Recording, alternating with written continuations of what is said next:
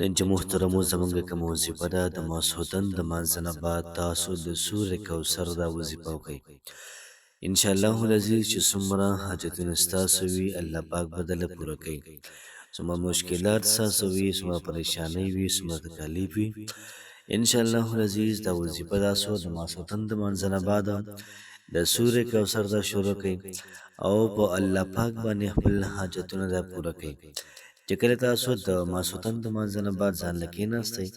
او تاسو سورې کوثر دا ویلي انا اعطیناک الکوثر په دې ترتیب او په دې طریقه کار باندې ویلي دا تاسو پوره کوئ بیا د هغې نه بعد تاسو دعا کوئ د خپلو حاجتونو لپاره انشاءالله چې د کم حاجت لپاره دعا کې قبلېږي به که ته دعا کې د مشکل لپاره د څه مشکل لپاره ته دعا کې دا به الله پاک ضرور درکوي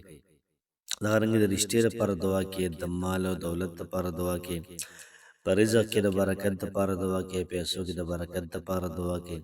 دغه رنګې د بیمارۍ نه د نجات لپاره دعا کې انشاءالله هر څیز به الله پاک تاسو له ضرور قبلوي هر مشکل به الله پاک ختموي اسانی وراولي بسم الله الرحمن الرحیم شروع کوم د ډیر زیات بخونکي او د ډیر زیات مهربان رب په نوم باندې زه ګواهي ورکوم د دې خبرې چې د الله پاک نه علاوه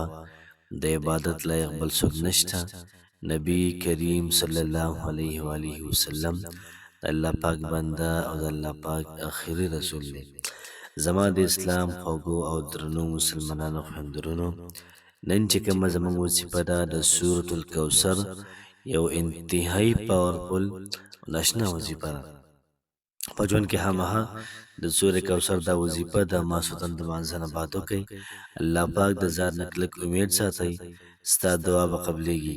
ستا مشکل به ختمېږي ستا حاجت دا به الله پاک پوره کوي بې سکوني د ستا په ژوند کې سکون به راولي محتاج یې الله پاک به ستا محتاجي دا ختموي مال او دولت دپاره غواړي الله پاک درله دومره مال او دولت درکړي چې حیرانه وشي انا اعطیناک الکوثر محبوبه منګه تعالی حوض کوثر درکړی دی نبی کریم علیه الصلاة والسلام د حوض کوثر نه مسلمانانو ته اوبه ورکوي او کوم سړی چې سیوا دا صورت ویل هغې تلاوت کوي الله پاک به له اوبه ورکوي او دغه رنګې نبي علیه السلام هم له اوبه ورکوي د حوض کوثر نه فصل لربک وانحر خپل رب دپاره قرباني کوه او مونځ کوه ان شانک هو الابتر ستا دشمن به همیشه لپاره نامرادي نو په دې کې الله پاک نبی علیه السلام ته یې موږ ته حوض کوثر درکړی دی او حوض کوثر ډېره زیاته لویه خبره ده نو چې کله موږ دا صورت وایو نو زموږ څه مشکل وي څه حاجت الله پاک وایي نبي کریم علیه الصلاة والسلام ما حوض کوثر ورکړی دی او ته دا وظیفه بار بار کې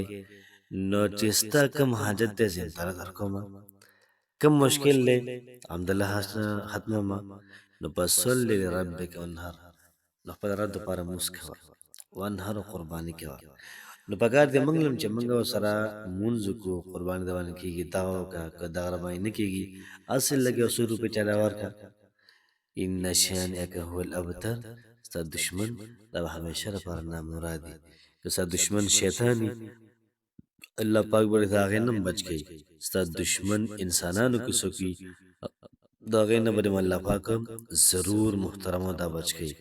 نو کوشش وکړئ تاسو د ماسخوتن د مانځه نه بعد په خپل ځای باندې کښېنئ یا په کور کې په داسې ځای کښېنئ چې بلکل مکمل یکسویي هلته څوک نه نو تاسو باندې څه وکړئ چې 11 پېرې به درود شریف ووایئ 11 پېرې د درود شریف نه بعد به تاسو سورې کوثر انا اعطیناک الکوثر فصل لربک وانحر ان شانئک هو الابتر دا به تاسو ووایئ 113 پېرې 113 پېرې برابر شو ده 113 پېرې سل پېرې او 14 یو سل او 14 پېرې به دا ووایئ بیا به 11 پېرې درود شریف ووایئ او بیا د هغې نه بعد لاسونه اوچت کړئ دعا به وکړئ چې کومه دعا ته کې انشاءالله ضرور به قبلېږي الله پاک مو خوشحاله آباد ساته السلام علیکم ورحمة الله وبرکاته